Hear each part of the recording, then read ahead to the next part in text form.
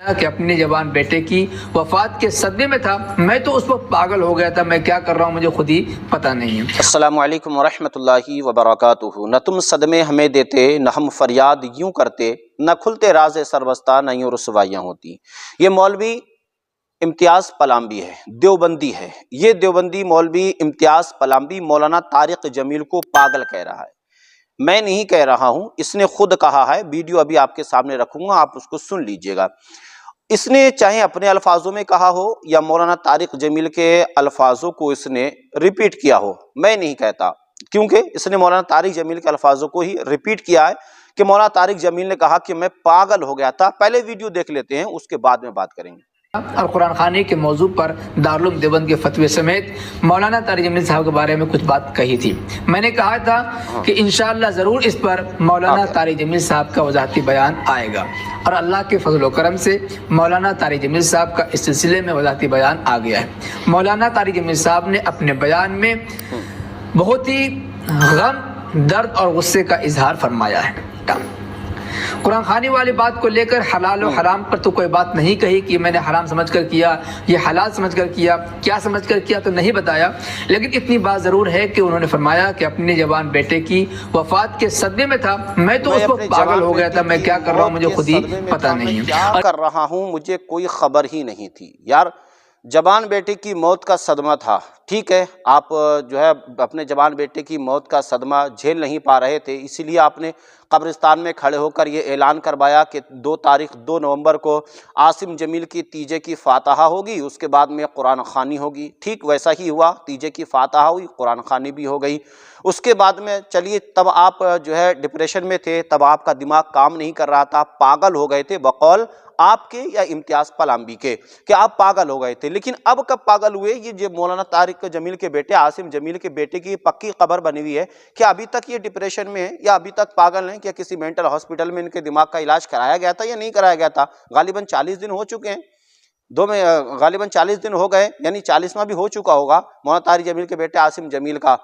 तो आपको अभी तक जो आप डिप्रेशन में निकले हैं या नहीं निकले हैं, या अभी भी आपका दिमाग जो है काम नहीं कर रहा? क्योंकि इस वक्त आप मदीना शरीफ में हैं, इसलिए आपसे कुछ नहीं कहता हूं। लेकिन बकौल इम्तियाज़ पलाम्बी इसने कहा कि मौलाना तारिक जमील ने जब अपने बेटे की कुरान खानी करवाई, 3 दिन की फातहा करवाई, उसके बारे में उन्होंने ये इस चीज़ की वजाहत नहीं की कि उन्होंने हराम समझकर करी या हलाल समझकर करी। चलिए, मौलाना इम्तियाज़ पलाम्बी साहब, आपसे थोड़ा सा सवाल कर लेते हैं, छोटा सा सवाल है, आप उसका जवाब दे दीजिए।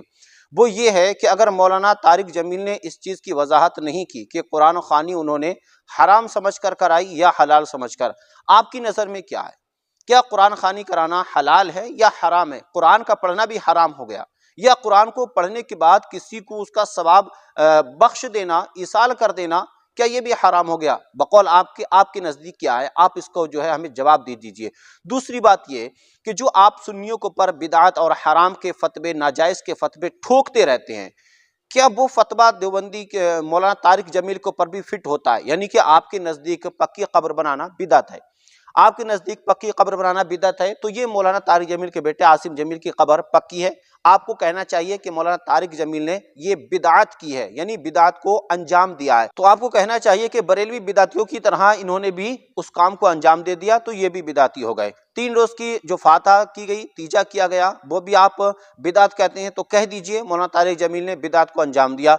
कुरान खानी उन्होंने कराई, वो सवाल मैंने आपके ऊपर रख दिया। ये 2 सवाल मेरे जो हैं आपसे हैं, इन दोनों सवालों का जवाब दे दीजिए। लेकिन आप नहीं दे सकते, क्यों? या तो आप मौलाना तारिक जमील को बिदाती कहेंगे, या फिर अपने फतवों को ठुकराएंगे। जो ये दारुल उलूम देवबंद के तमाम फतवे जो मैं लगा रहा हूं, आप इनको देखिएगा, इन फतवों को ठुकरा दीजिए। या तो कहिएगा कि दारुल उलूम देवबंद का जो फतवा है हम उसको नहीं मानते, या फिर ये कह दीजिएगा कि हम तारिक जमील को नहीं मानते। और आप दोनों को नहीं ठुकरा सकते। आप मर तो सकते हैं, आपकी हड्डियों का सुरमा तो बन सकता है, मिट्टी में आपकी हड्डियां मिल तो सकती हैं, लेकिन आप कभी भी इन दोनों चीजों को नहीं ठुकरा सकते। ना तो तारिक जमील को आप ठुकरा सकते हैं, ना तो दारुल उलूम देवबंद के इन फतवों को ठुकरा सकते हैं। अगर आप इन फतवों को मानते हैं तो आपको कहना पड़ेगा कि तारिक जमील बिदअती है, और अगर तारिक जमील को मानते हैं तो आपको कहना पड़ेगा ये जो फतवे हैं ना, ये बेकार हैं, इनकी कोई हैसियत नहीं है तारिक जमील के सामने। लेकिन आप इन दोनों को नहीं कह सकते। वो एक शेर मुझे फिर याद आता है कि दगा की दाल है याजूज की है या इसमें, वतन फरोश फरोशी का वाव, बदी की बा इसमें,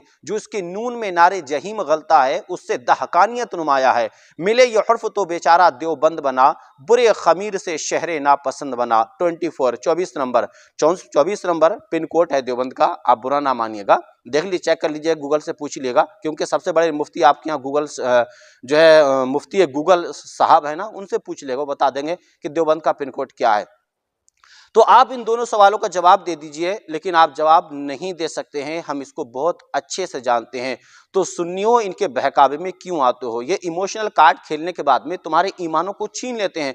ये तुम्ही को बिदाती कहते हैं, तुम्ही को मुशरिक कहते हैं, तुम्ही को कबर पुज्जा जो है पुजवा कहते हैं। उसके बावजूद भी इन लोगों के बयानात को सुना जाता है, उसके बावजूद भी इन लोगों को फॉलो किया जाता है, उसके बावजूद इन लोगों के बयानों को सुनकर उसके ऊपर अमल किया जाता है।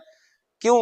ऐसा क्यों करते हो? जो तुम्हें बिदाती कह रहा है, जो तुम्हें मुशरिक कह रहा है, जो तुम्हारे ईमान को, तुम्हारा ईमान ही नहीं जान रहा है, आप उस ऐसे शख्स को फॉलो कर रहे हैं। जो अपने ऊपर आती है तो वो सारी चीजें जायज हो जाती हैं, जब वही चीज दूसरे के ऊपर जाती है तो वो हराम हो जाती है। आला हजरत का वो एक शेर याद करो, जो आला हजरत ने फरमाया था कि आंख से काजल साफ चुरा ले, या वो चोर बला के हैं, तेरी गठरी ताकी है और तूने नींद निकाली है। ये वो लोग हैं जो तुम्हारे ईमान के ऊपर नजरें जमाए हुए हैं, जहां तुमने नींद मारी फौरन ही ये तुम्हारे ईमान को चुरा कर ले जाएंगे। ये जिस्म या माल के चोर नहीं है, ये ईमान के चोर हैं। तो ऐसे ही ईमान के चोरों से अपने ईमान को बचाए रखें, महफूज रखें, जो तुम्हारे लिए दुनिया और कब्र से लेकर हश्र तक कामयाबी की जमानत बनेगा। अस्सलामु अलैकुम व रहमतुल्लाहि व बरकातुहू।